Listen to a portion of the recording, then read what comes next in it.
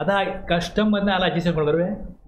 Custom मध्ये काय त्यांनी केलं बघा इकडे की चॅप्टर 1 दिसतोय ॲनिमल, चॅप्टर 2 मीट आणि eligible meat offal, chapter 3 fish, chapter 4 जसं माणसाची प्रगती होत गेली, माणूस पहिले प्राणीच खायचा, त्याप्रमाणे पुढे प्राणी, मग पुढे वेगवेगळे पदार्थ, अशा प्रकारे त्यांनी ही रचना केली आणि या प्रकारे त्यांनी इकडे सेक्शन टाकले. सेक्शन 1 मध्ये लाईव्ह ॲनिमल आणि ॲनिमल प्रॉडक्ट हे कशामध्ये सेक्शन 1 मध्ये, चॅप्टर 1 पुढे सेक्शन 2 मध्ये व्हेजिटेबल प्रॉडक्ट्स इकडे आहेत.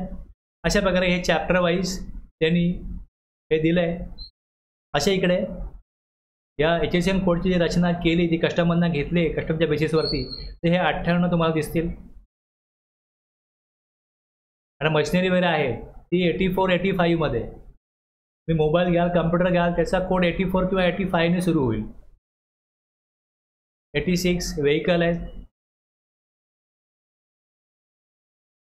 हे अप टू 98 आहे आणि सर्व्हिसेस त्यामुळे 99 पासून येतात. 99 म्हणजे सर्व्हिस. आता हे इथनं घेतले, हे बघा आता इकडे पहिले काय नोट्स आहेत, याच्यामध्ये काय येणार नाही, काय येईल वगैरे नोटमध्ये असतं. म्हणजे एखादी मशिनरी आहे, तुम्हाला मशिनरी मिळेल सापडली नाही, ते दिलेलं असतं की बाबा या प्रकारच्या मशिनरी यात मिळणार नाही, तुम्हाला तिकडे वेगळ्या ठिकाणी मिळेल. ते हे नोट्स पण बघायला लागतात. पहिले ॲनिमल दिलं, त्याच्यामध्ये this chapter covers all live animals except, परत एक्सेप्ट म्हटलं इकडे. याप्रमाणे आता 01 काय लाईव्ह ॲनिमल.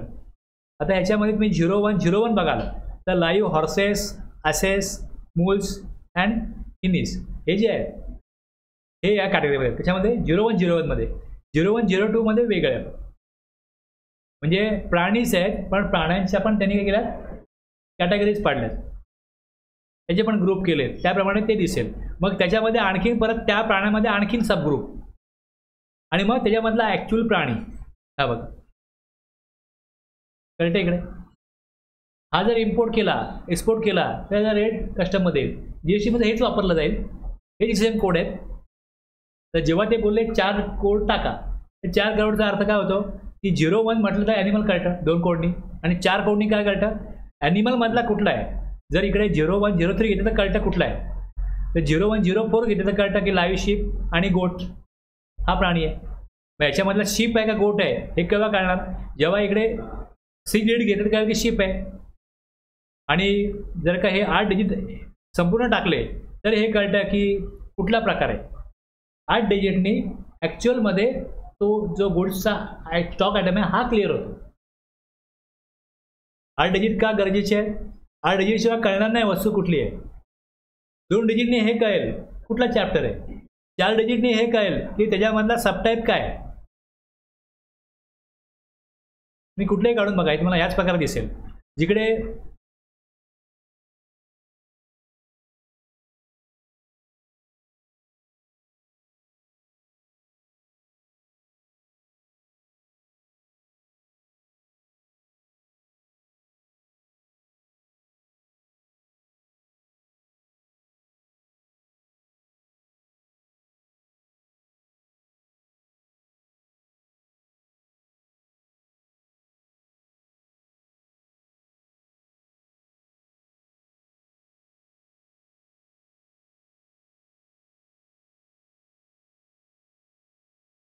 हे दिलं इकडे 8001, तर याच्या पुढे रेट दिसत नाही, कारण की हे हेडिंग आहे याचं, टॅरिफ आयटमचं हे हेडिंग आहे. याच्यामध्ये परत त्यांनी सब हेड दिला 10, त्याच्या पुढे रेट दिसणार नाही. मग त्याच्यामधले ॲटम दिसत आहेत ते 8 डिजिटचे येतील. तुम्ही जिकडे कुठे बघाल 4 डिजिट आहेत, 6 डिजिट आहेत, त्याच्या पुढे तुम्हाला रेट दिसणार नाही. 8 डिजिट जिकडे दिला आहे त्याच्याच समोर रेट दिसतो काय रेट आहे.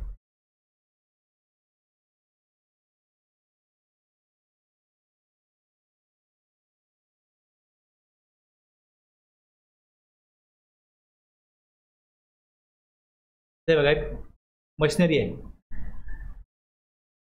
याच्यामध्ये काय येतं या चॅप्टरमध्ये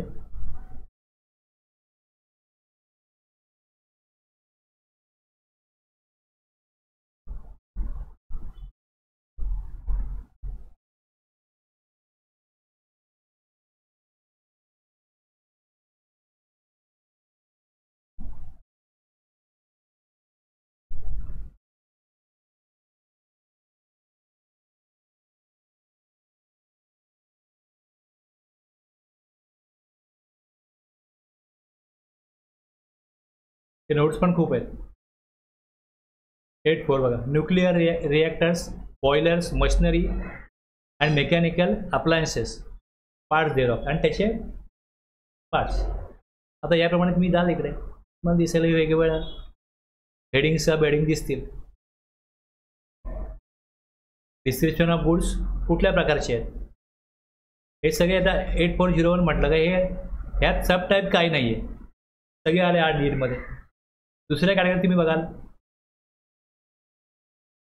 इथे सब टाईप आला 05 मध्ये 10. मग या 10 मधले हे एवढे आहेत. 90 अदर्समध्ये टाकले त्यांनी, हे नाही आहेत ते दुसऱ्या अदर्समध्ये.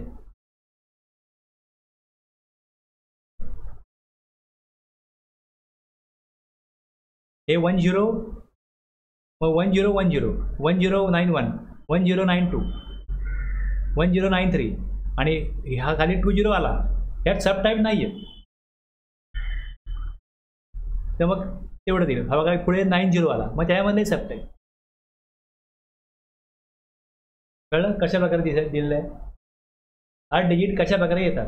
8 डिजिट आलं एक्झॅक्टली त्या. आता सगळ्यांना HSN कोड तोच लागतो. जर का 8408 म्हटलं तर या सगळ्यांना तोच लागेल, पण तुम्हाला कळणार नाही आयटम कुठला आहे. 6 डिजिट जर दिले तरी कळणार नाही की हा 90 दिला कळतं का. हा 20 म्हणजे कुठला आहे, 10 म्हणजे याच्यामधला आहे, 20 म्हणजे याच्यामधला आहे. 90 म्हटला तर मग हे 2 पैकी कुठला आहे हे कळतं, पण 2 पैकी हा आहे का हा आहे हे नाही कळत. ते 8 डिजिटनीच कळणार. तुम्ही जेव्हा बघा रेट नोटिफिकेशन, जर त्यांनी तिकडे 4 डिजिट दिले की ह्याला समजा रेट 5%, त्याचा अर्थ हे सगळ्याला 5% रेट आहे. आणि किंवा असं असं की एक्सेप्ट हा आयटम म्हणजे ह्याला 12%, ह्या संपूर्ण 8048ला सगळ्यांना 5% आहे, आणि एक्सेप्ट हा म्हटला तर कुठेतरी हा 12% 8% मध्ये असेल. तुम्हाला या प्रकारे रेट नोटिफिकेशनला मिळेल. हेच कोड त्यांनी तिथे वापरले जिकडे तुम्ही काढाल रेट नोटिफिकेशन.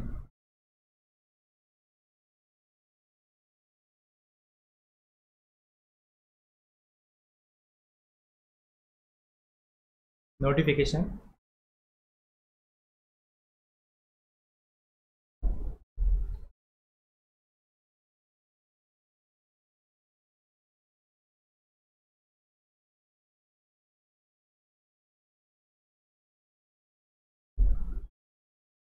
इथे रेट घ्यायला पाहिजे.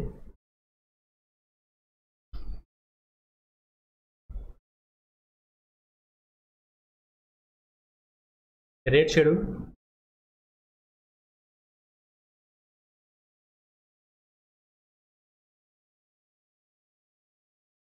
दिसते 0303, तर त्यातले सगळे आयटम याच रेटला आहेत. कुठल्या 2.5% CGST, 2.5% AGST, म्हणजे 5% हे गुड्स आहेत. हे सगळे 5%तले. एक्सेप्ट बघा इथे बघा हा दिला. आता हे 6 डिजिट तुम्हाला अर्थ कळला याचा काय आहे.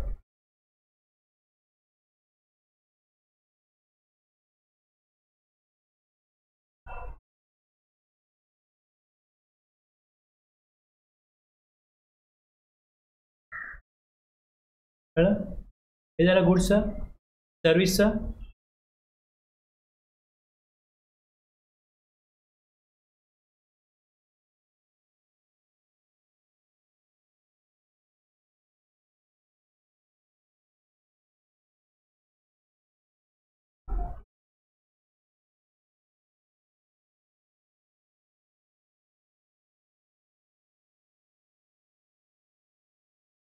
हेच आहे ना.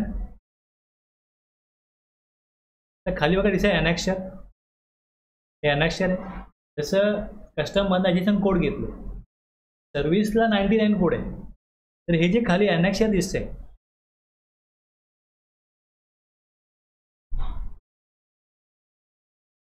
यात बघा त्यांनी सर्व्हिसेस दिले 99, चॅप्टर 99, तिकडे चॅप्टर 98 पर्यंत आहे. हा 99 दिला अनॅक्शरमध्ये, आणि याच्यामध्ये सेक्शन 4 त्यांनी रिझर्व ठेवले.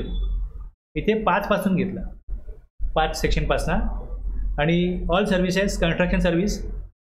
आता कन्स्ट्रक्शन सर्व्हिस कुठल्या प्रकारच्या, बिल्डिंग म्हटलं तर 995411 या प्रकारे. General construction 995421. मग ह्यातला कुठला कोड टाकला आहे त्याप्रमाणे कुठली सर्व्हिस दिली गेलेली आहे हे कळतं.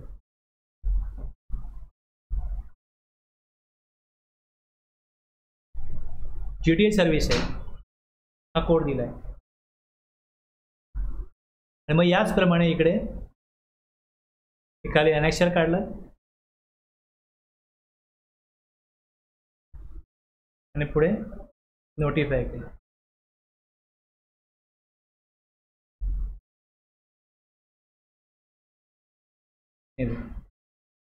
रेट पर्सेंटेज 9 आहे ना पुढे चॅप्टर 6.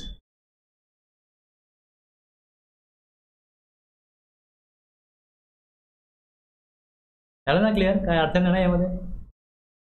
तर जर तुम्ही कस्टममधनं घ्याल, मी तुम्हाला हे कस्टमचं दाखवलं, हेच त्यांनी जे कोड वापरले ते कस्टममधले ते या प्रकारे तेच तिकडे तुम्हाला दिसतात. आणि 99 त्यांनी बनवला अनेक्शरमध्ये दिला आणि त्याप्रमाणे तिकडे ते टाकलेलं आहे.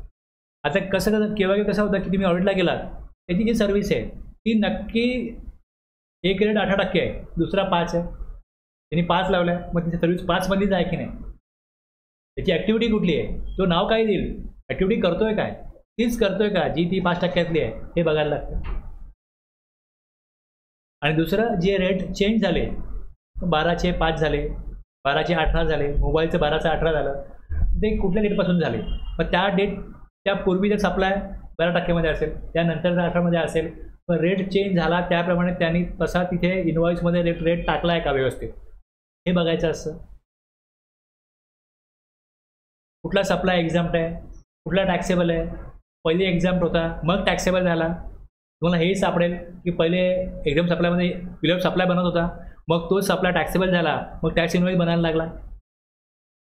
हे सगळा अभ्यास पहिले करायला लागतो. आपण कुठल्या सेक्टरचा ऑडिट करतोय, मग त्यांच्याकरता कुठल्या प्रोविजन लागू आहेत, मग त्यांच्या त्या सप्लायमध्ये रेट चेंज झालेत का, कुठलं एक्झाम्शन त्यांना होतं ते विड्रॉ झालं का, कुठलं एक्झाम्शन नव्हतं ते लागू झालं का, हे सगळं पहिले स्टडी करायला लागतो. आणि त्यानंतर त्याची चेकलिस्ट काय असेल ती चेकलिस्ट बनवायला लागते आणि त्या चेकलिस्टप्रमाणे तुम्ही मग डॉक्युमेंट कुठले दिले आहेत ते कसे बघायचे हे सगळं स्टेप बाय स्टेप करता.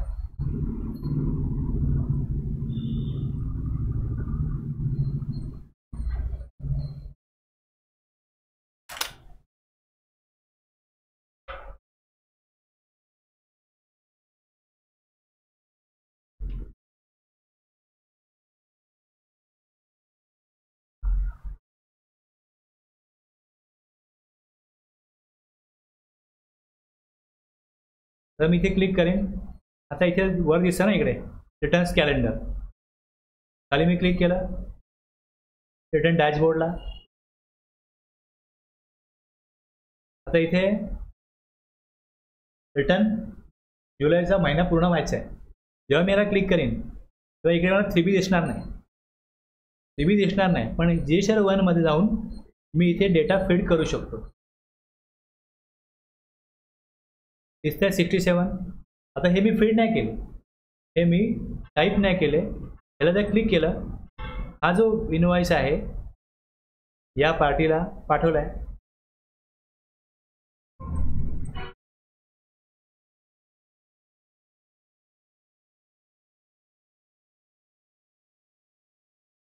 हे सगळे क्लिक केलं इकडे, मला दिसेल पुढे जाऊन ई इनवॉइसिंग. 3 दिवसामध्ये जसं इनवॉइसिंग अपलोड होतो तो GSR 1ला ऑटोमॅटिक येतो. ज्या लोकांना मॅन्युअली करायचं असेल, जसं इनवॉइस बनला, हे समजा एक 500 इनवॉइस बनत असतील तर 500 इनवॉइस टाकायला खूप वेळ लागेल. महिन्यात संपल्यानंतर 500 इनवॉइस पाठवले, 11 दिवसामध्ये 50 पार्ट्याकडे असतील काम करणाऱ्या माणसाकडे, तो टाकू शकत नाही. मग काय केलं आहे, GSR 1 उपलब्ध असतो. तुम्ही रोज टाका इनवॉइस, तुम्ही विकली इनवॉइस मागवा, डेली मागवा, रोज त्यांच्याकडनं इनवॉइस आले का टाकत राहा. कारण हे वेळ खाऊ काम आहे. इकडे प्रत्येक इनवॉइसची इन्फॉर्मेशन जेव्हा मी याला क्लिक करीन तुम्हाला दिसेल इथे. आता हा डीम एक्सपोर्ट सेज हे सगळं मी सांगणार आहे. Supply says supplies without payment, says supplies with payment, supply attract reverse charge. म्हणजे मी सप्लायर आहे, मी हा GSR 1 भरतो, पण रिसिपेंटला GST भरायचं आहे, पण माझं दाखवणं काम आहे इकडे. मी कोणा रिसिपेंटचा GST नंबर टाकेन, टॅक्स मी जमा करणार नाही, टॅक्स रिसिपेंट जमा करेल. तर या प्रकारे हे रिक्वायर्ड जे ऑप्शन आहेत ते ऑन करायला लागतात. इथे खाली माहिती आली, रिसिपियंटचा नंबर काय, नेम काय, तसं मी नंबर टाकतो, हे नाव आपोआप येतं पुढे, टाईप करायची गरज नसते. पुढे इनवॉइस नंबर आला, इनवॉइस डेट आली, प्लेस ऑफ सप्लाय आला महाराष्ट्र, इंट्रास्टेट, सोर्स इनवॉइस दिसतोय,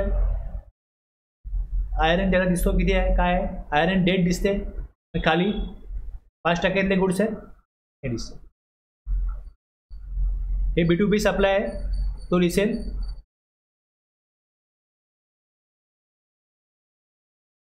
हा B2B सप्लाय इथे दिसेल. तर ज्यावेळेस मॅन्युअल इनवॉइस टाकायचं असेल त्यावेळेस इकडे ॲड रेकॉर्ड करायला लागेल. ॲड रेकॉर्ड केलं काय बघायचं सगळं आता ऑन आहे. आता हे ऑन नाही आहे. जर मी इथे GST नंबर टाकीन जो स्पेशल इकॉनॉमिक झोनमधला असेल तर हे दोन्ही ॲक्टिव्ह होतील. म्हणजे डेटाबेसवर त्यांनी या प्रकारे स्टोअर केलं आहे की हे 2 मधला नंबर जर असेल ह्यातला असेल तरच तो ऑन होईल. आता जर स्पेशल इकॉनॉमिक झोनला सप्लाय केला आहे तर 2 ऑप्शन असतात. 2 ऑप्शन असतात.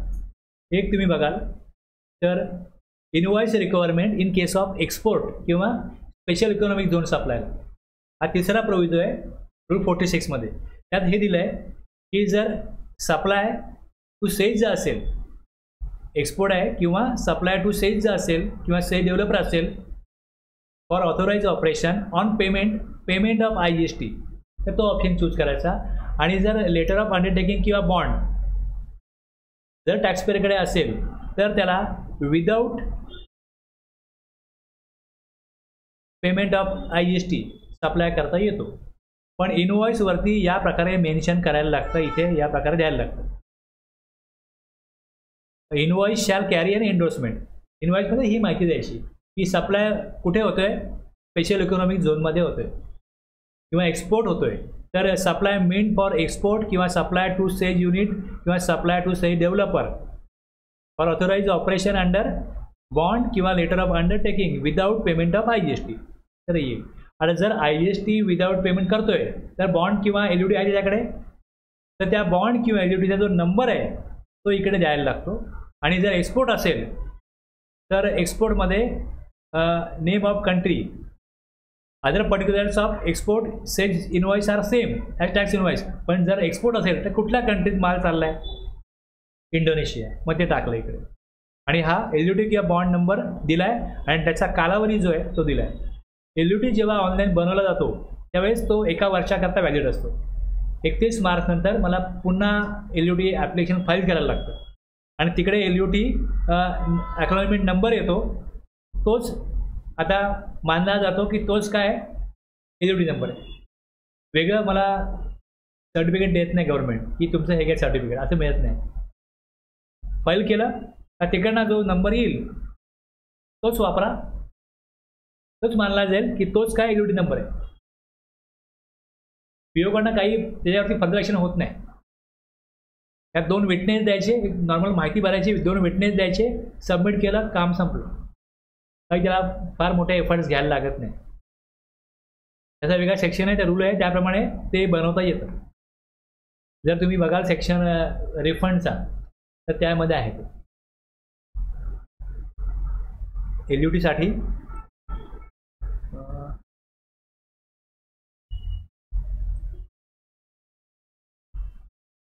रूल्स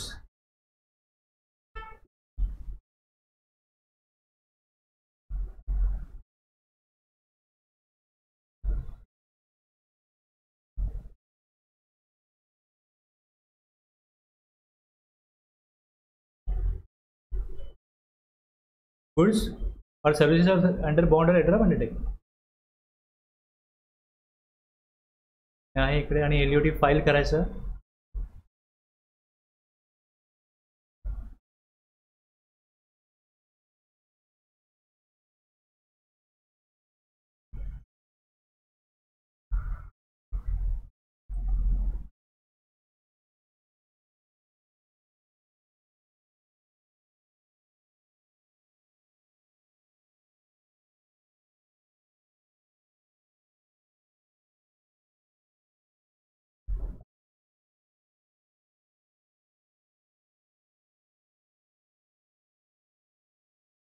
मी घेईन जे सांगेन, ठीक आहे, वेळ घालवत नाही याच्यावरती.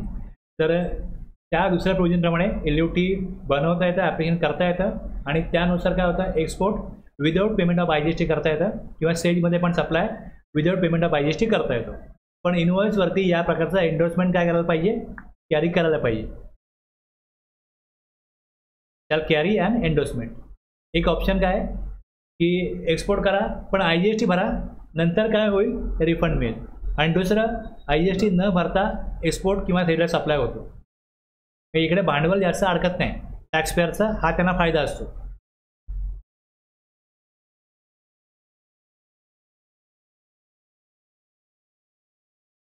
कळलंय? तर इकडे मग तो जेव्हा नंबर टाकीन सेजचा त्यावेळेस हे ॲक्टिव्ह होईल.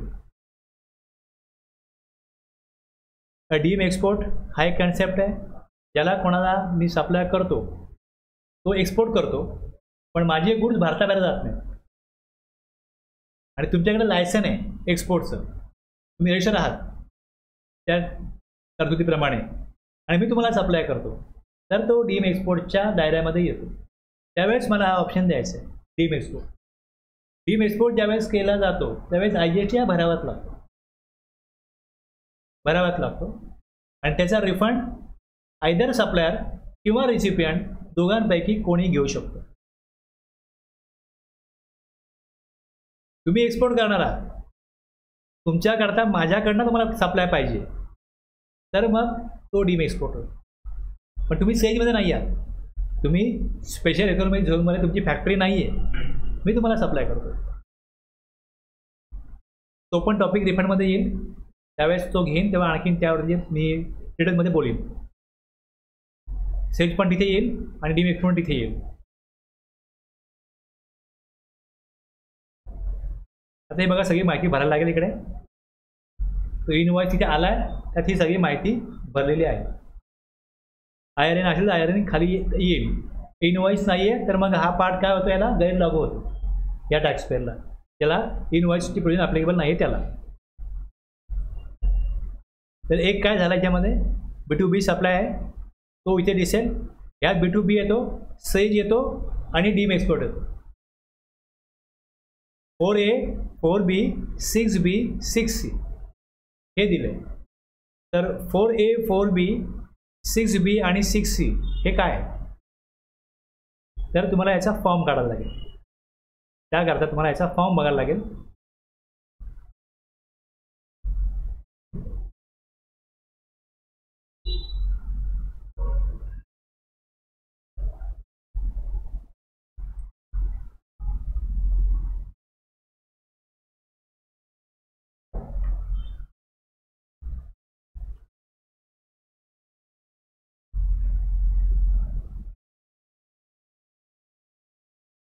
आहे फॉर्म GSR 1. याचा रूल येईल, सेक्शन येईल 37, रूल येईल 59(1) प्रमाणे details of outward supplies of goods and services. आता ही 1 2 3 जेव्हा लॉग इन करतो तेव्हा ही माहिती काय येते इथे ऑटोमॅटिक येते. आणि 4 पासून काय केलं आहे इकडे की 4A मध्ये supplies other than those reverse charge B मध्ये जातं आणि supplies made through e-commerce operator. तर हे 4C त्याने कधी इम्प्लिमेंट केलंच नाही, 4C कधी इम्प्लिमेंट केलंच नाही. आता त्यांनी काय केलं बघा, हे खाली जे दिले तुम्हाला ECO करता हे खाली दिले त्यात वाढवले 14 आणि 15. तर हे 4A आता दिसतं तिकडे. तर 4A जे दिसतं ते काय, नॉर्मल सप्लाईज. 4B याच्यावरती रिव्हर्स चार्ज आहे, हे फॉरवर्ड चार्जमधले, नॉर्मल चार्जमधले आणि रिव्हर्स चार्जमधले. म्हणजे इथे सप्लायर टॅक्स देणं आहे, इथे रिसिपियंट टॅक्स देणं आहे. आणि 5 6 आहे ना पुढे, इथे 6A एक्सपोर्ट आहे म्हणजे देशाबाहेरच गेले. रेसिपियंट हा फॉरेनचा आहे, देशाबाहेरचा आहे, म्हणजे तो GST मध्ये रजिस्टर्ड पर्सन नसणार आहे. पण 6B 6C कोण आहेत, स्पेशल इकॉनॉमिक झोन. एक्सपोर्ट ते करणार आहेत पण त्यांना ज्यावेळेस गुड्स प्रोव्हाइड केले गेले, सर्व्हिस प्रोव्हाइड केली गेली तर ते भारतातल्या GST कायद्यामध्ये रजिस्टर्ड पर्सन असतील. आणि 6C डीम एक्सपोर्ट, की ते पुढे एक्सपोर्ट करणार आहेत. म्हणजे हे डायरेक्ट एक्सपोर्ट हे सेज युनिटला पाठवलं, ते एक्सपोर्ट करतील. आणि डीम एक्सपोर्टर म्हणजे ज्यांना कोणाला अधिकार दिला एक्सपोर्टचा, त्यांना माल दिला, तर ह्या 3 कॅटेगरीमध्ये एक्सपोर्ट होतो.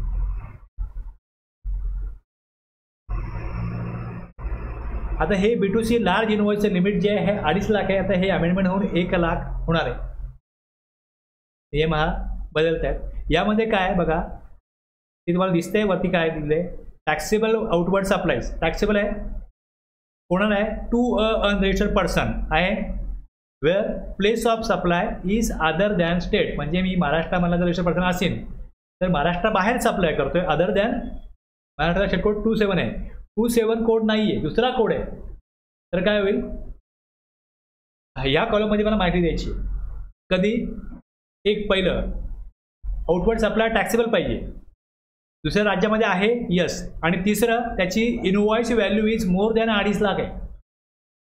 2.5 लाखाहून जास्त अमाऊंटचा जर सप्लाय होत असेल आणि रिसिपियंट जर महाराष्ट्राबाहेरचा असेल तर संपूर्ण इनवॉइसची माहिती या B2C लार्जमध्ये द्यायची.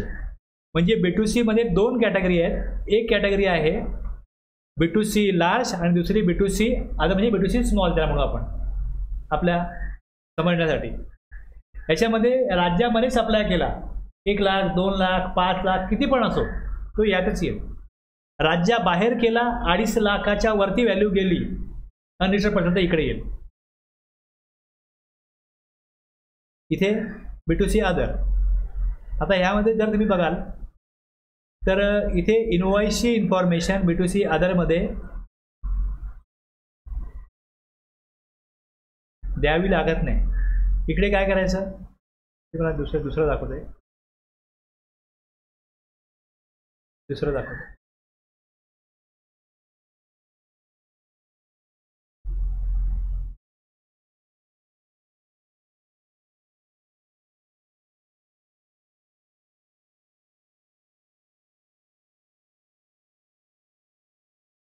बरोबर आहे ना.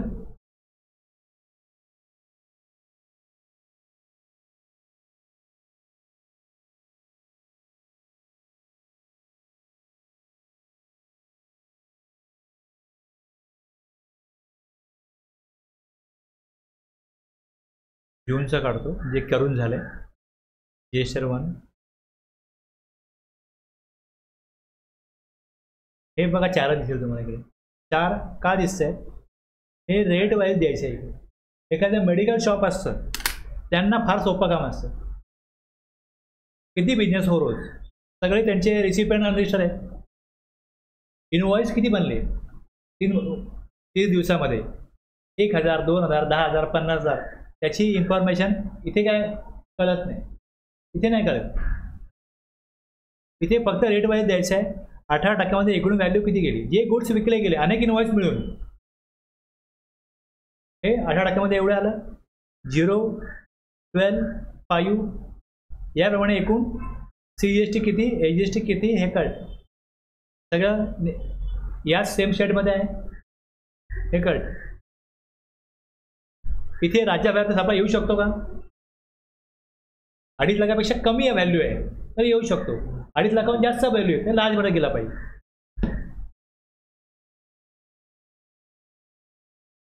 आणि इथे डॉक्युमेंट इश्यूड मध्ये हे डॉक्युमेंट इश्यूड जे आहे इथे आहे ना, invoice for outward supply, invoice for outward supply, इथे इनवॉइस फ्रॉम टू हे टाकलं तरच कळतं.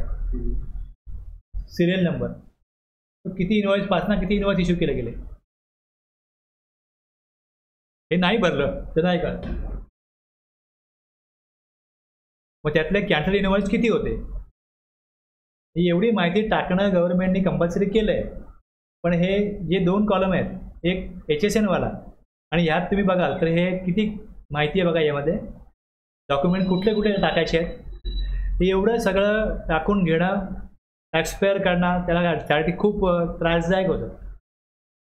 एक इनवॉइस फॉर आउटवर्ड सप्लाय, दुसरं invoice for inward supply from unregistered person. म्हणजे याला म्हणतात सेल्फ इनवॉइस, की रेसिपियंट जो माझा सप्लायर आहे तो कोण आहे, अनरजिस्टर्ड आहे आणि टॅक्स मला भरायचा आहे. इनवॉइस फॉर इनवर्ड सप्लाय, ही माहिती इकडे आहे. काय इनवॉइस नंबर आहे, याला सेल्फ इनवॉइस म्हणतात. की मला टाईप द्यायचं आहे. रिसिपियंट रजिस्टर पण असू शकतो, अनरजिस्टर पण असू शकतो. टॅक्स मला द्यायचा आहे. रिसिपियंट जर रजिस्टर असेल तर मला इनवॉइस देईल आणि त्यावर लिहून येईल की टॅक्स देण्याची जबाबदारी ॲज अ रिसिपियंट तुमची आहे.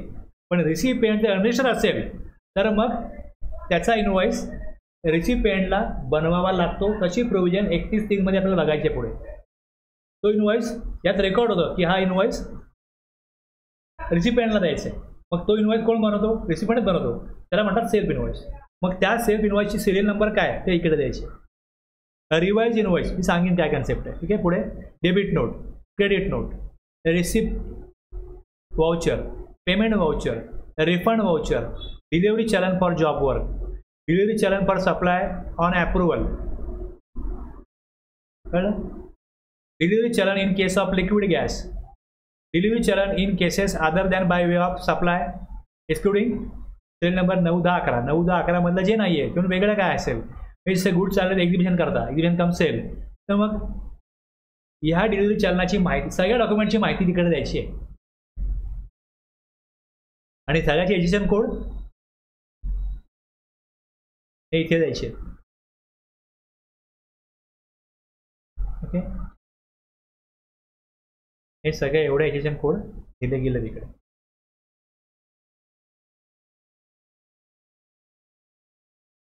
कळलं एवढं. आता हे 4A, 4B, 6B, 6C, 6A सगळं कळलं ना. आता काय, जसं तुम्ही इथे काढून बघाल, हे काढून बघाल इकडे मला पुढे दिसेल. 7 मध्ये इंट्रास्टेट राज्यामधला आहे, इंटरस्टेट राज्याबाहेरचं आहे. टेबल 5 मध्ये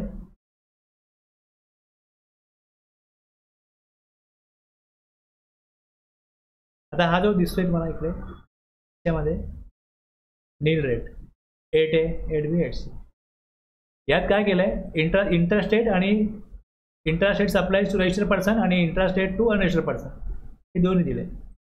आणि इथे नील रेट वेगळा दाखवलाय, एक्झाम डेट वेगळा दाखवलाय आणि नॉन GST परत वेगळा दाखवला. तिन्हीवर टॅक्स नाहीच आहे, पण ती माहिती वेगळी द्यायला लागते, तिकडे रिपोर्ट करायला लागते. असे कॉलम दिलेत. इंट्रास्टेट सप्लायज टू रजिस्टर्ड पर्सनला आहे आणि दुसरी अनरजिस्टर्ड पर्सनला आहे. आणि ह्या परत या 2 कॅटेगरी मुख्य आहेत आणि त्यात परत 3 सब कॅटेगरी.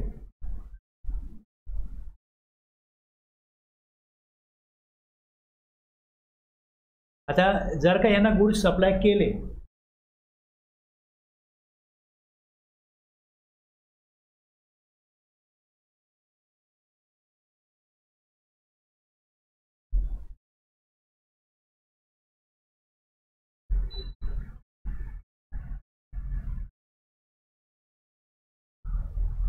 टॅक्सेबल सप्लाय जेव्हा होतो तेव्हा त्यामध्ये गुड्सची व्हॅल्यू आहे,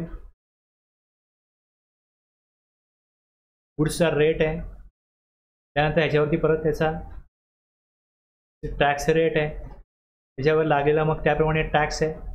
याच्यामध्ये काही चुका होऊ शकतात ना.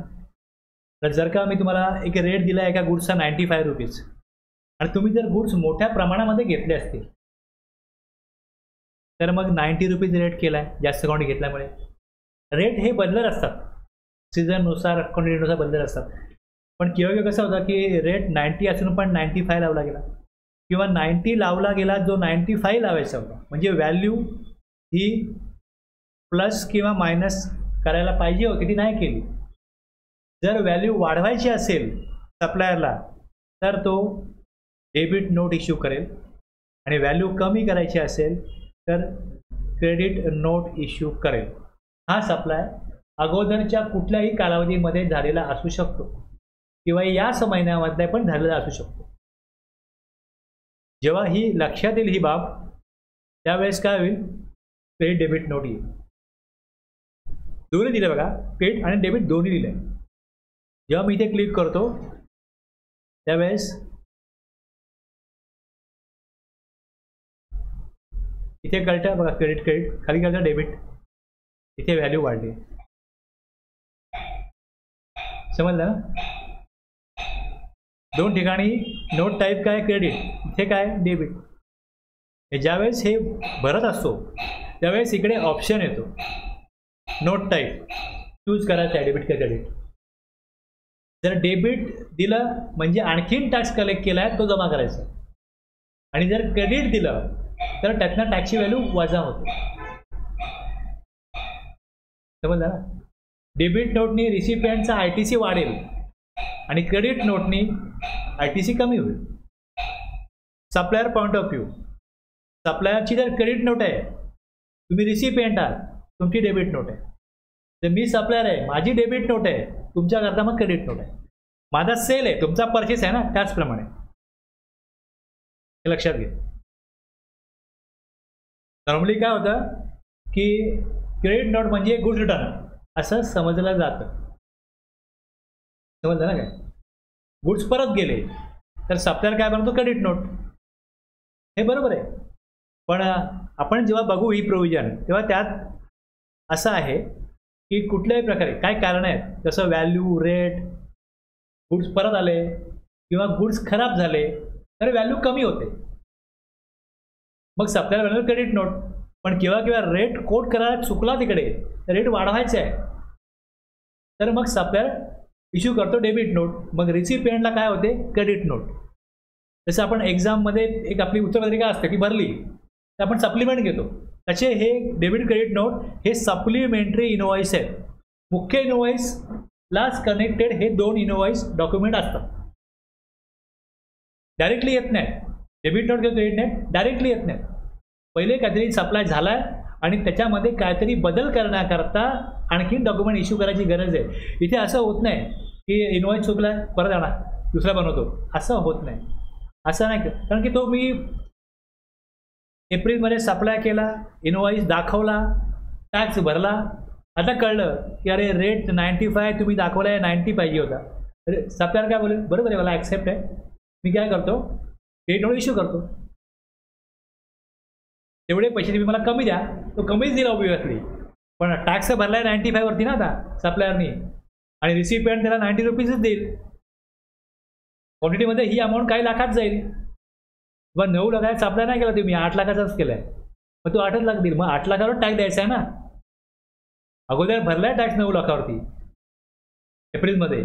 मग जुलैमध्ये ज्यावेळेस ही बाब लक्षात येईल, रेसिपियंट जेव्हा लक्षात आणून देईल, त्यावेळेस सप्लायर काय करेल, त्याची क्रेडिट नोट इश्यू करेल. तेवढी अमाऊंट जो टॅक्स भरायचा आहे, समजा आता 1000 टॅक्स भरायचा आहे आणि क्रेडिट नोट जर बनवली तर ती -50 बनेल. डेबिट नोट जर बनवली तर इथे समजा 200 रुपयाची आहे, ती +200 होते थोडं हिशोबामध्ये, हे लक्षात घ्या. इनवॉइसची व्हॅल्यू हा टॅक्स भरायचाच आहे. जर डेबिट नोट आहे तर व्हॅल्यू ॲड होते, क्रेडिट नोटला व्हॅल्यू सप्लायरच्या मध्ये कमी होते.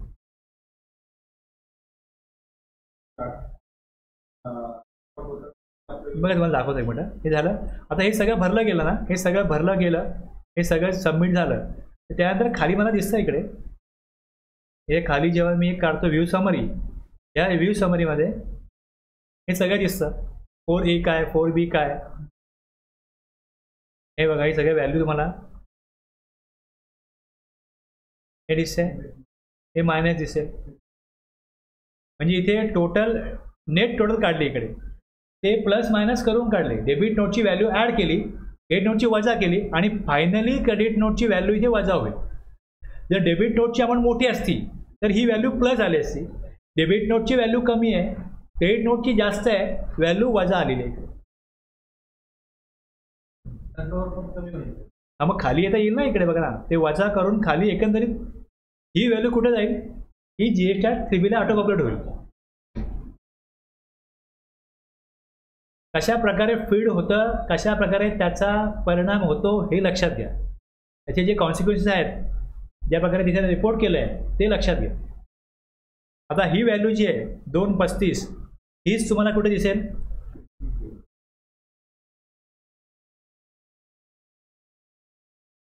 तुम्ही ज्या स्क्रुटिनी कराल त्या तुम्हाला ह्या प्रकारे लक्षात ठेवायचे की कशाशी काय कनेक्ट करायचं आहे.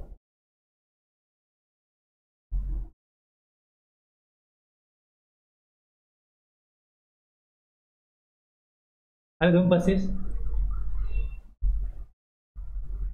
हे ऑटो पॉप्युलेट जेव्हा होत नव्हतं ना, मॅन्युअल जेव्हा लोक टाकायचे तेव्हा ह्या अगोदर या अशा गोष्टी क्युरीमध्ये गेल्या. त्यांना समजत नाही बाबा वजा काय करायचं प्लस काय करायचं.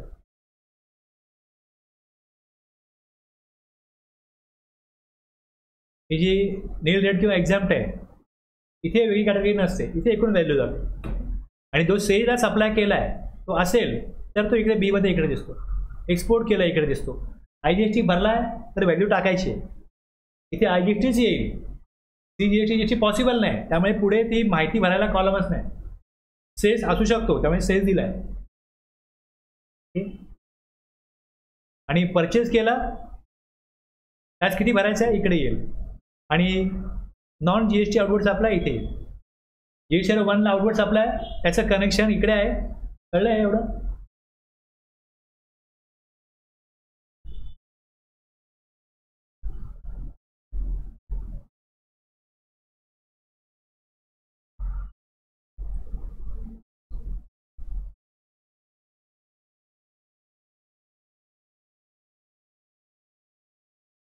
हा B2C लार्ज आहे, याची जर क्रेडिट नोट बनली तर इकडे जाईल हे debit note. 4A 4B 6B 6C याची जर क्रेडिट नोट आली तर इथे क्रेडिट नोट डेबिट नोट काय रजिस्टर आहे, आणि अनरजिस्टर इकडे आहे लार्ज, इकडे येईल. आणि B2C मधल्या डेबिट क्रेडिट नोट सगळं मिळून तिथे व्हॅल्यू जाते. इकडे जी व्हॅल्यू गेली आहे ही नेट ऑफ गेलेली आहे, लक्षात घ्या. इथे काय दिसतं, taxable supplies net of debit credit note सगळं मिळून.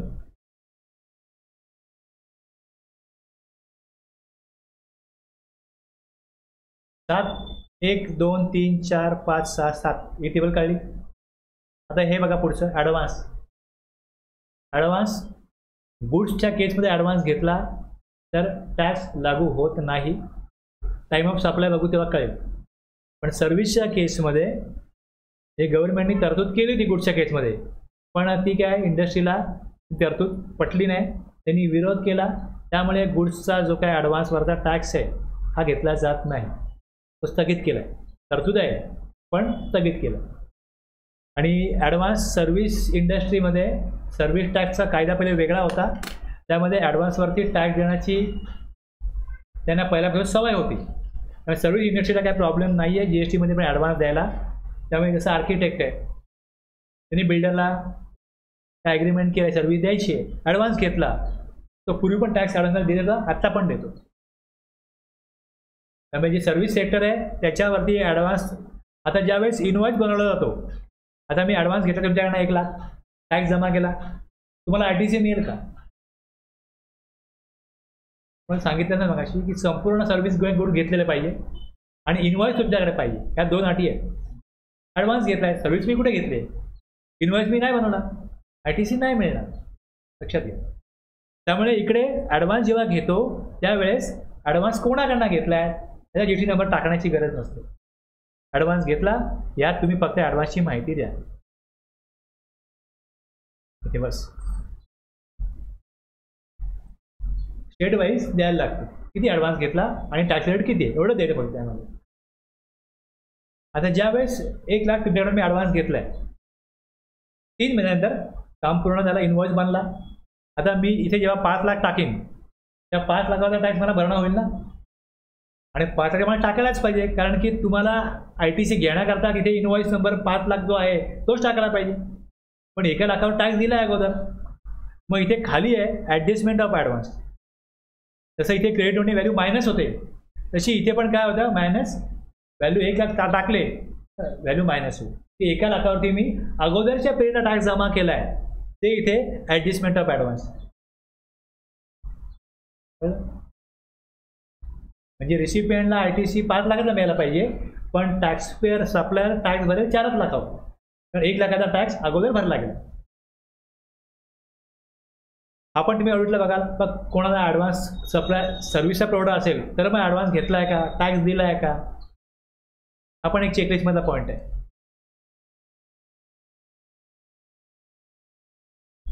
आता याच्यामध्ये खाली जे अमेंडमेंट दिसते याच्यामध्ये जसं अगोदर मी रेट टाकला होता 95, तो 90 असायला पाहिजे होता. आता ते लक्षात आलं टाकल्यानंतर एक ऑप्शन काय, केवळ कसं होतं की मी टाकायचं होतं ॲक्च्युली 90, चुकून टाकायला 95. इनवॉइसमध्ये 90च आहे, पण 95 दाखवलं गेलं. समजलं ना काय?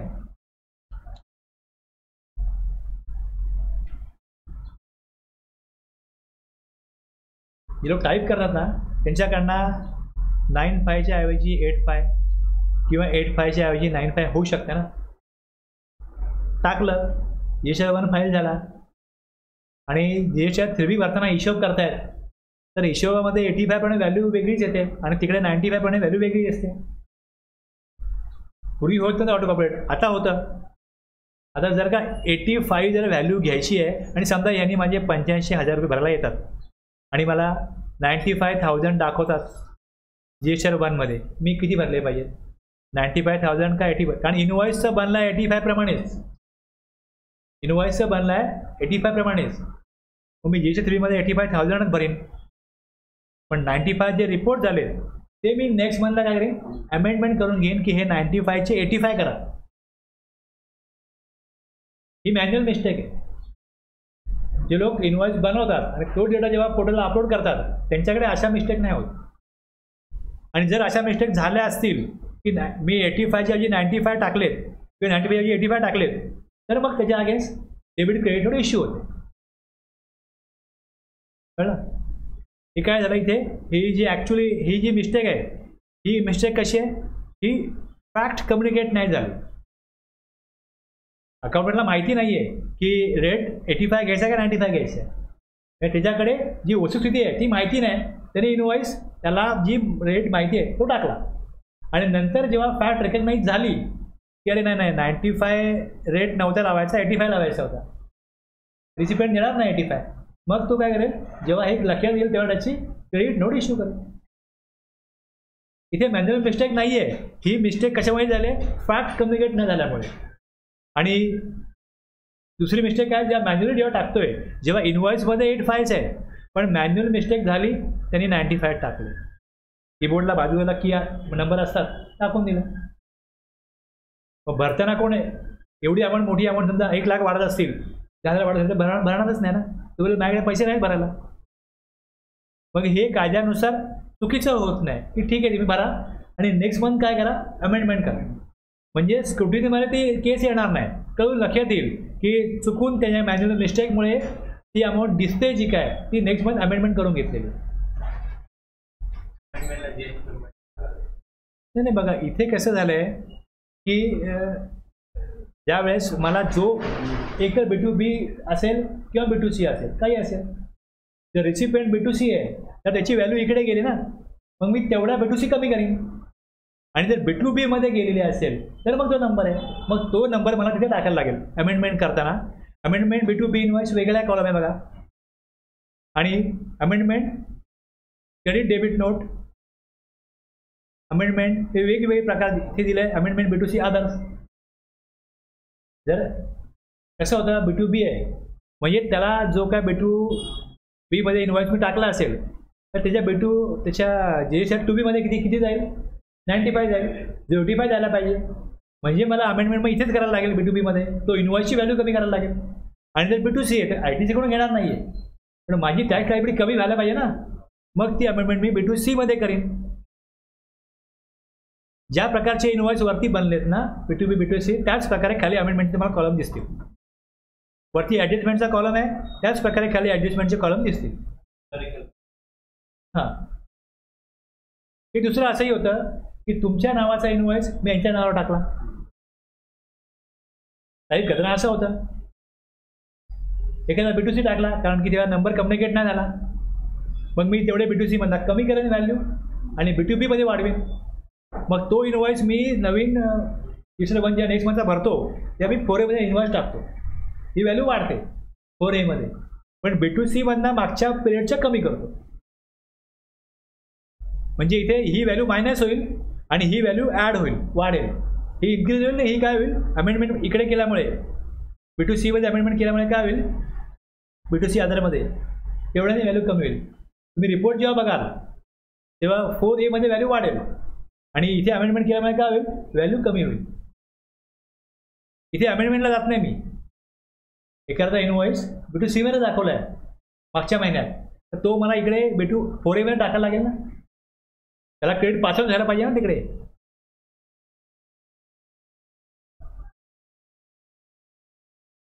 तुम्ही ॲक्च्युअलमध्ये काम कराल त्या तुम्हाला बऱ्याच गोष्टी कळतील. आता आम्हाला हे करायला लागतं, त्यामुळे आम्हाला मग ते कसं दाखवायचं, कुठे रिपोर्ट करायचं, कुठला ऑप्शन वापरायचा, हे तेवढा इंटेन्सिटीने बघायला लागतं. तुम्ही जसं काम कराल ते तुम्ही मग विचाराल किंवा हा इन्व्हॉइस तुम्ही इकडे दाखवला, तुमची व्हॅल्यू B2Bची एवढी आहे, काय होईल, या महिन्याच्या डेटला तो इन्व्हॉइस येत नाही. तो इन्व्हॉइस समजा एप्रिलचा होता, तर मी इथे एप्रिलचा इन्व्हॉइस टाकेन जो मी B2C मध्ये दाखवला होता अगोदर, आणि जुलैमध्ये मला एक अमेंडमेंट करायची आहे, तर मी जुलैमध्ये काय घेईन, जेव्हा तो एप्रिलचा इन्व्हॉइस डेट टाकेन तुम्हाला दिसेल अरे ह्यांनी टॅक्स उशिरा भरला. टॅक्स मी उशिरा नाही भरला आहे, टॅक्स तेव्हाच भरला आहे, पण तो B2C मध्ये रिपोर्ट झाला आहे. आणि मग ज्या वेळेस अगोदर भरला आहे टॅक्स B2C मध्ये भरला आहे, मग खाली जाऊन मी इकडे B2C कमी करेन या अमेंडमेंट. आणि त्याप्रमाणे जेव्हा तुम्ही समरी बघाल त्यात तुम्हाला टॅक्स किती भरायचा आहे ते दिसेल, तो बरोबर असेल. पण कशाची लिंक कशाशी आहे हे व्यवस्थित बघितल्यानंतरच कळतं. इंटरेस्ट कसा लागू होईल मला सांगा ना तुम्ही. सिस्टीम कशी दाखवते इथे, हे बघा इंटरेस्टचा कॉलम कसा वर होतो लक्षात घ्या.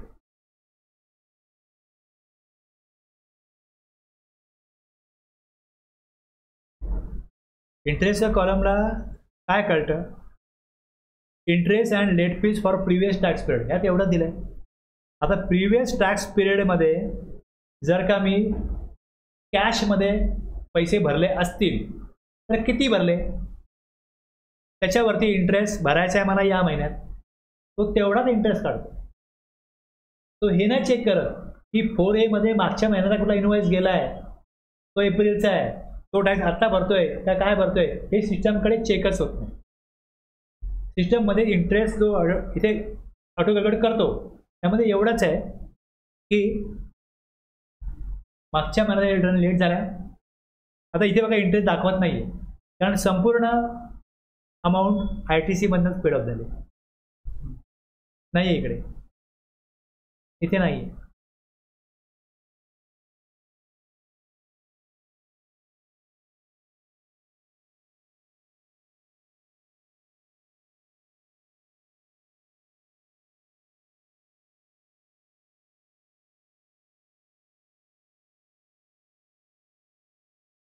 इथे अमाऊंट दिसते इंटरेस्टला. मार्चचा रिटर्न उशिरा भरला गेला आणि थोडी अमाऊंट कॅशनी पे केली गेली, त्याच्यावरती 30 रुपये हा काय आला इंटरेस्ट. पण जर ITC मधनंच जर का टॅक्स भरला गेला असेल तर इंटरेस्ट लागूच होत नाही. तेवढंच सिस्टम चेक करतो. आता माझी जबाबदारी आहे, समजा एखाद्याचा इन्व्हॉइस माझ्याकडनं दाखवायचाच राहून गेला होता, तो जर का मी दाखवला तर त्याच्यावरचा इंटरेस्ट मला देय आहे आणि तो मला भरण्याकरता हा जो तुम्हाला इंटरेस्टचा कॉलम दिसतो इकडे, इथे एडिट करता येतं. हा लेट फीज एडिट नाही करता येत, लेट फीज लॉग असतं. मी 3B जेव्हा फाईल करीन ना तेव्हा ही अमाऊंट वाढवायचा संबंधच नाही आहे, पण ही जी इंटरेस्टची अमाऊंट आहे जी लागून आली ती वाढवली जाऊ शकते. त्यामुळे इथे ती व्हॅल्यू काढता पण येते, ती व्हॅल्यू वाढवून टाकता पण येते. जर मी उशिरा भरतोय रिटर्न, ह्यात तो ऑटो कॅल्क्युलेट करतो, मी तेव्हाच इंटरेस्ट भरून टाकला तर नेक्स्ट मंथ सिस्टम कॅल्क्युलेट करून तरी पण दाखवतो. त्याला कळत नाही की मी भरला आहे, मी इथं काढून टाकेन. मला कळतंय की मी कॅश भरतोय आणि मी उशिरा भरतोय, तर मी इंटरेस्ट कॅल्क्युलेट करीन आणि त्याच वेळेला भरीन. या महिन्यात सिस्टम परत दाखवतो, म्हणजे न भरलेला चांगला. कारण स्क्रुटिनीमध्ये काय येईल, अरे इंटरेस्ट आला तर काढून टाकला, पण अगोदर भरला आहे कोण बघेल, ते बघायला लागेल, परत ते सांगायला लागेल डिपार्टमेंटला, अरे मी अगोदर भरला बघा तिकडे. आता कलेक्ट करण्याची पद्धत अशी आहे की interest and let fees for previous tax period, मागच्या आठवड्यात उशिरा भरला गेला 1 दिवस तर इथे 50, 2 दिवस तर आले 50 रुपये, 4 दिवस 100 रुपये येतील. CGSTचे 25 per day, HGST 25 per day, आणि इंटरेस्ट पण एवढी कॅश भरली त्याच्यावरचा इंटरेस्ट लागून येईल इकडे, तो आत्ताच भरायचा. ॲक्च्युली लागू तेव्हा झाला आहे, पण तो गव्हर्नमेंट भरून घेतो नेक्स्ट मंथच्या पिरियडमध्ये. अशी पद्धत आहे इंटरेस्ट कलेक्ट करण्याची.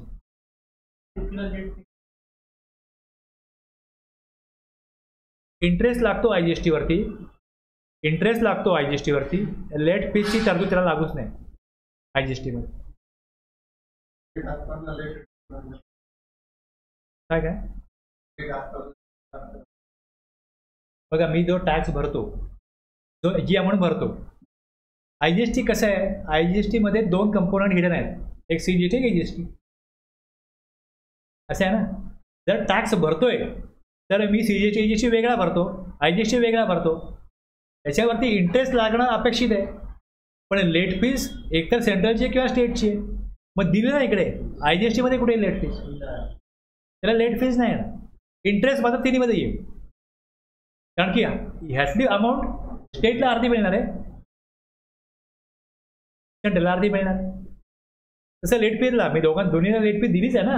आणखीन कुठे IGST लेट फी मागतात. तिसरा असा हे नाही आहे ना, तिसरी ऑथॉरिटी नाही आहे. ऑथॉरिटी 2च आहेत. हां, 2च आहेत. मग दोन्ही ऑथॉरिटीचा लेट फीज दिला जाईल आणि इंटरेस्ट मात्र तिघांचा येईल.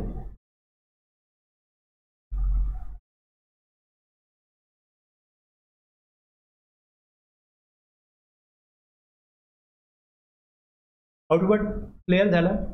GSR 1 आणि संबंधित. आता इकडे 3.1 काय होता, टॅक्स ऑन आउटवर्ड आणि रिव्हर्स चार्ज. आता ज्या वेळेस मी याचं पेमेंट करायला जातो त्यावेळेस मला इकडे काय येतं, कशाप्रकारे येतं, वरती दिसतं कॅश एरियाला बॅलन्स किती आहे, पुढे दिसतं क्रेडिट एरियाला, हे मी घेईन परत, ITC घेईन त्यावेळी परत घेईन. हे वर दिसतं. खालच्या भागात मला काय दिसतं, जे GSR 1ला दिलेलं आउटवर्ड सप्लाय जेवढा आहे ती व्हॅल्यू 3.1ला आली, ती व्हॅल्यू इकडे येते. याच्यामधली रिव्हर्स चार्जची D मध्ये व्हॅल्यू आहे, ती reverse charge other than reverse charge tax to be paid in cash. Reverse charge tax payable ती इकडे दिसते. फॉरवर्ड चार्ज इकडे दिसेल, रिव्हर्स चार्ज इकडे दिसेल, आणि रिव्हर्स चार्ज म्हणजे लायबिलिटी कॅशमध्ये भरायला लागते. सप्लायरला तुम्ही माझे सप्लायर आहात, मी टॅक्सची अमाऊंट तुम्हाला देतो की नाही, तुम्ही गव्हर्नमेंटकडे जमा करता की नाही, क्रेडिटने जमा करा किंवा कॅशने करा, पण मी तुम्हाला देणार आहे ना. सेम रिव्हर्स चार्जला ती अमाऊंट द्यावीच लागते, दिल्याशिवाय क्रेडिट नाही मिळणार. रिसिव्ह पेमेंट टॅक्स द्यायचा आहे तर ती कॅशमध्ये द्यायला लागेल. सप्लायर टॅक्स देते, मी सप्लायरला कॅश दिलेली आहे, तसं मी सप्लायरला कॅश देतो आणि मग तो भरतो. तसं इथे रिव्हर्स चार्जमध्ये रिसिव्ह पेमेंटला टॅक्स जमा करायचा आहे, पण तो कॅशमध्येच जमा करायला लागेल. क्रेडिट खूप पडलंय, क्रेडिट पण मी भरतो नाही चालत. इथे other than reverse charge payable हा इकडे येईल, पेड थ्रू ITC हा इकडे येईल या प्रकारे. ओके, आणि मग पुढे जाऊन लेट फीज, इंटरेस्ट जो पेबल आहे तो दिसेल तिकडे. माझा टॅक्स भरला जाईल. जेव्हा मी ITC घेईन, पेमेंट ऑफ टॅक्स घेईन, तेव्हा याच्यावरती डिटेलमध्ये आणखीन आपली चर्चा होईल. आता आजचा विषय काय होता, फक्त इनवॉइसच्या पॉईंट ऑफ व्ह्यू मी GSR 1 सांगितलं तुम्हाला, की ते जे आपण इनवॉइस बनवले ते कसे बनवले पाहिजे, का बनवले पाहिजे, ते कुठे गेले पाहिजे. आता ॲडव्हान्स जर का भरायचं आहे इकडे GSR 1ला, तर ॲडव्हान्सचं पण डॉक्युमेंट आहे, ते येईल पुढे 31/3 मध्ये येईल ॲडव्हान्स रिसिट.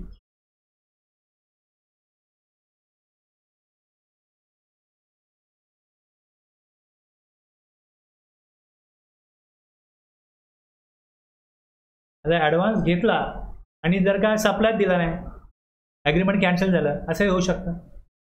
मग त्याकरता रिफंड वाउचर आहे, हे सगळं 31/3 मध्ये. जे काय ट्रान्झॅक्शन आहे याच्यामध्ये टॅक्स इन्व्हॉल्व आहे किंवा ज्याच्यामध्ये सप्लाय होतोय त्याचं कुठलं ना कुठलं डॉक्युमेंट हे टॅक्स पेअरला बनवावंच लागतं. Invoice, bill of supply, delivery note बनवावंच लागतं की हे गुड चालले, रेकॉर्ड करा. सगळे रेकॉर्डवरती आणावंच लागतं आणि ते सगळे रेकॉर्ड चेक करणं हेच ऑडिटचं काम आहे.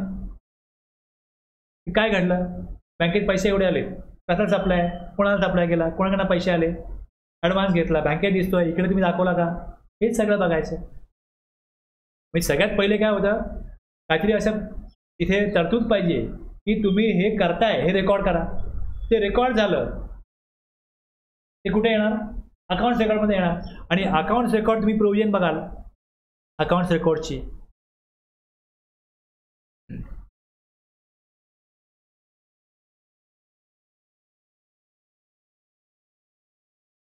या 2 सेक्शन आहेत आणि यात दिले आहे period of retention of accounts.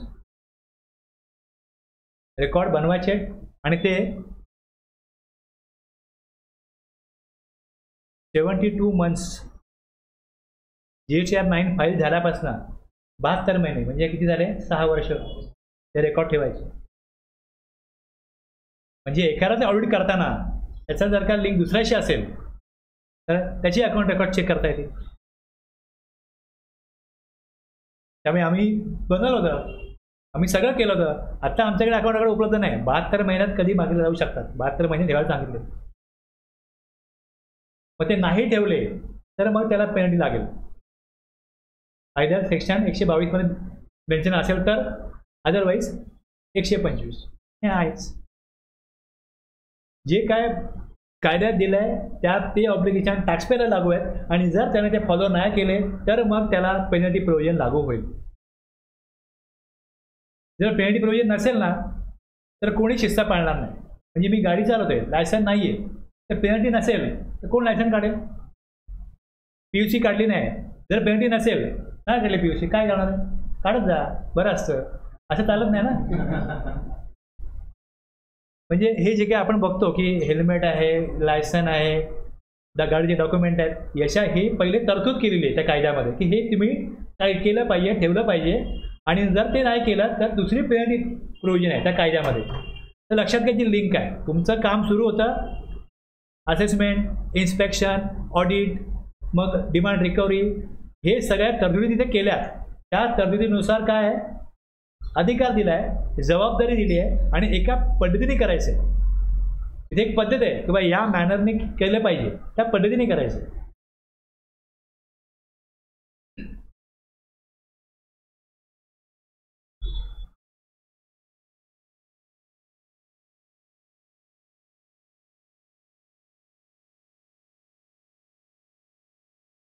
मला वाटतं बास आज. हां, जेवढं कळलंय तुम्हाला तेवढं हजम व्हायला पाहिजे, कारण की हे महत्त्वाचं आहे ना. आता परत तुम्हाला लिंक लागावी म्हणून जरा इंटरेस्टिंग टॉपिक असावा म्हणून मी काय केलं की 2 मिनिटं गॅप पडले, इंटरेस्टिंग टॉपिक घेऊ, थोडं प्रॅक्टिकल पण होतं GSTR 1 प्रमाणे.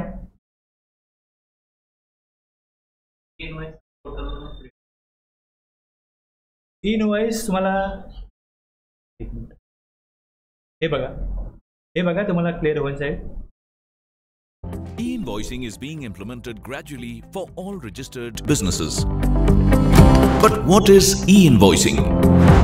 E-invoicing is the process of getting your B2B invoices authenticated by the Invoice Registration Portal. The IRP will issue a unique IRN and QR code details which will need to be printed on the invoice. But you don't need to worry about e-invoicing at all. The latest release of Tally Prime brings to you a fully connected solution to help you generate e-invoices with ease. Simply download Tally Prime and activate e-invoicing from company features.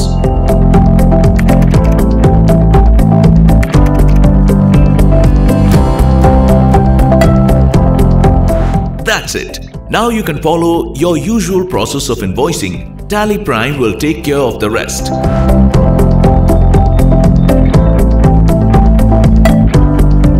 You can generate e-invoice while saving your transaction.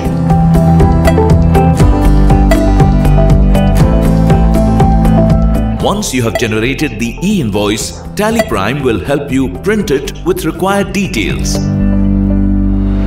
You can also generate e-invoices in bulk. Simply click on Exchange option, select Send for e-invoicing, select all the transactions for which you would like to generate e-invoices and click Send. That's it. Tally Prime also comes with an exclusive e-invoice report to help you manage all your e-invoice related tasks and exceptions with ease. You can also generate and cancel IRN from here. If information required to generate e-invoices is not complete or correct, Tally Prime will help you send the right data to the IRP. Or if request for e-invoice is rejected, Tally Prime will intuitively help you manage the situation. There is also an IRN register. आता duplicate IRN कधी येतो?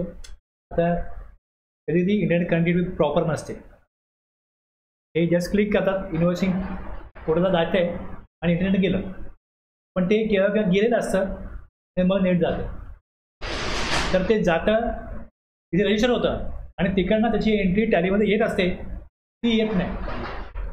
तर मला वाटतं रे आलंच नाही आहे. मग पोर्टलला तर गेलं आहे, पण त्याची जी काय रिस्पॉन्स होता तो माझ्या सिस्टममध्ये रेकॉर्ड नाही झाला. मी पुन्हा करायला जातो, तो डुप्लिकेट जातो. मग बघा जरा तिकडे जाऊन तिकडे काय नंबर आहे. मग तो IRN ऑटोमॅटिक सिस्टममध्ये दिसत नाही. मग तो मॅन्युअली टाकायला लागतो, कॉपी पेस्ट करायला लागतो. आता EVB कॅन्सल केलं, EVB बनवलं आणि समजा तो काहीतरी इनकरेक्ट इनवॉइस बनला म्हणून मला हा इनवॉइस कॅन्सल करायचा आहे.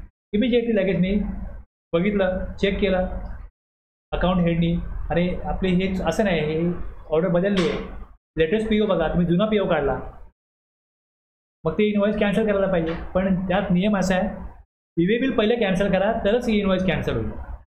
मग कॅन्सल करायला गेले ते एरर येतो. मग तो एरर तिकडे रिपोर्टमध्ये दिसतो. मग त्याप्रमाणे पहिले EVB बिल कॅन्सल करायला लागतं. म्हणजे काही सिस्टम वापरण्याच्या काय पद्धती आहेत, स्टेप्स आहेत, त्या फॉलो नाही केला मग तसे एररमध्ये जातात. ते एरर ट्रॅक करायची, बघायची बरोबर आहे की नाही. याच्याकरता कम्प्युटर सेवी असायला पाहिजेत लोक. तर असतील तर काय. आता पूर्वी लोक मोबाईल वापरतच नव्हते ना, आता मोबाईल वापरायला लागले, येतो ना वापरता ना. तसं जे लोक ह्यात काम करतात, ही माहिती कशी आहे, ही पोर्टलला गेली पाहिजे इमिजिएट. आत्ता गुड चाललेत, इनवॉइस बनवा, पण इनवॉइस आम्हाला माहिती कळली पाहिजे काय चाललं आहे. EVB बिल तर आहेच, इनवॉइस पण आहे, माहिती गेली. आता काही चेंज आहे तो पण रिपोर्ट करा. B2B इनवॉइस आहे, B2B डेबिट क्रेडिट नोट आहे, हे इमिजिएट रिपोर्ट करायला लागतं. हे दिलेलं आहे, त्याप्रमाणे ती प्रोव्हिजन आहे. हे सगळं पोर्टलला जाण्याचं कारण काय, उद्देश काय, एकदा माहिती गव्हर्नमेंटला कळवली आहे का मग ती बदलणं, लपवणं हे डिफिकल्ट होतं. जसं मी क्लिक केली तिकडे गेलं, इथे आलं, हे लक्षात घ्या. Which lists all e-invoice related transactions along with their status. Tally Prime comes with several other capabilities that will make your e-invoicing experience seamless, including the ability to generate e-way bill numbers for e-invoice applicable transactions.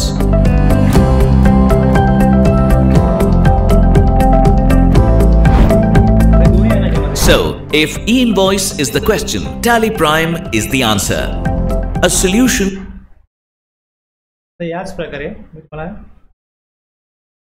हे बनलेलं आहे, हे बघा, हे आलं. आणि जसं याला स्कॅन कराल हा नंबर मिळेल, याचा ॲग्नॉलेजमेंट नंबर आहे, डेट आहे, QR कोडवरून ते मिळून जातं. एवढा कोण टाईप केलं चेक करायला. तुम्हाला चेक करायचं आहे डिपार्टमेंटला, ती काय करतील, हा स्कॅन केला का हा नंबर मिळणार.